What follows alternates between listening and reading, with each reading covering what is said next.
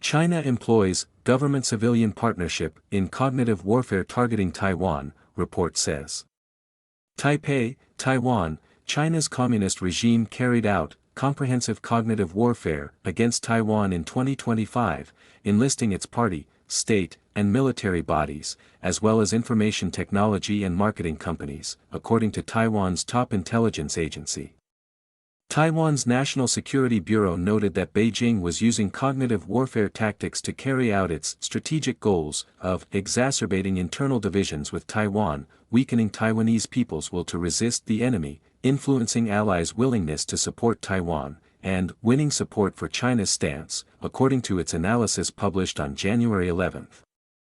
China adopted a government-civilian partnership model and integrated its collaborative organizations with technological measures, seeking to manipulate Taiwan's public opinion and shape an atmosphere conducive to the objective of unifying with Taiwan, the report reads. The Chinese Communist Party views Taiwan as a part of its territory and has never renounced the use of force to seize the self-governing island. The NSB's findings reflect the CCP's persistent efforts to sway public opinion in Taiwan, seeking to sway voters toward politicians who favor pro-Beijing policies. Through Chinese IT and marketing companies, the Chinese regime established fake news sites and content farms, created fake social media accounts, carried out cyber intrusions to take over Taiwanese social media users' accounts, and launched propaganda campaigns.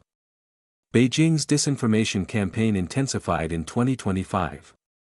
NSB identified 45,590 fake social media accounts responsible for more than 2.3 million pieces of disinformation, up from 28,216 accounts and more than 2.1 million pieces the previous year.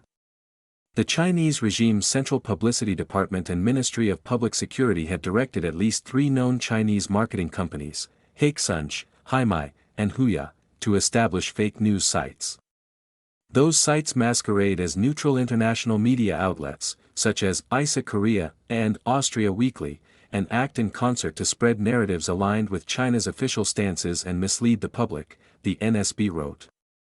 Other CCP organs, including the Cyberspace Administration of China, the Ministry of State Security, and the Political Work Department under the People's Liberation Army, directed at least 2 Chinese IT companies, Golaxy and Mayapico, to collect online data on Taiwan's political figures and opinion leaders to carry out targeted propaganda campaigns against certain individuals, according to the report. In 2019, the first Trump administration placed 28 public security bureaus and companies, including Mayapico and iFlytek, on a blacklist for their alleged roles in Beijing's human rights violations against Uyghurs in Xinjiang. iFlytek was among the IT companies involved in the CCP's efforts to use artificial intelligence to create videos for cognitive warfare. China intends to establish a database of Taiwanese accents in order to enhance the authenticity of AI-generated video content, the NSB wrote. The CCP's United Front Work Department, the PLA's Cyberspace Force, and the CAC directed Chinese technology companies to disseminate disinformation using automated systems that controlled more than 10,000 social media bot accounts, according to the NBS. Beijing also sought to spread disinformation about its April 2025 military drills, which involved its Navy, air, ground, and rocket forces. During that time, Chinese actors hijacked Taiwanese social media accounts to spread false information such as China has blockaded Taiwan's natural gas shipments and Chinese warships have entered Taiwan's 24 nautical mile zone, the report said. A pro-CCP propaganda campaign known as Dragon Bridge, previously linked to interference in U.S. elections, has recently spread disinformation on Japanese and Taiwanese social media platforms, claiming that the Japanese Prime Minister is inciting a conflict in the Taiwan Strait, according to the report. The campaign impersonated users of differing political stances to flood those platforms with fake posts to inflame polarization and drive mutual recriminations, NSB said. China has been ramping up trade pressure on Japan, in retaliation against Japanese Prime Minister Sanai Takaichi's remarks on Taiwan on November 7. That day, Takaichi told parliamentarians that a Chinese attack on Taiwan would constitute a survival-threatening situation for Japan and could trigger a military response from Tokyo.